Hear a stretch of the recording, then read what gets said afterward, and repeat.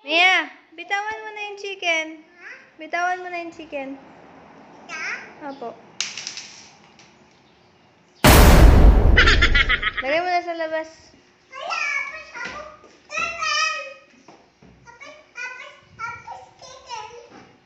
Eh di...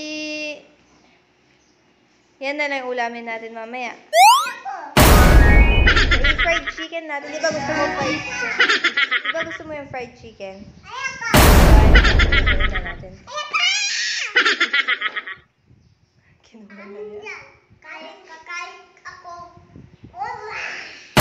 Bawal na mamamatay yan. Diyan lang. Dayan na natin sa labas doon. Doon sa labas o sa terrace. Bakit? Kakain ako. Ilalagay lang sa terrace. Lagay na.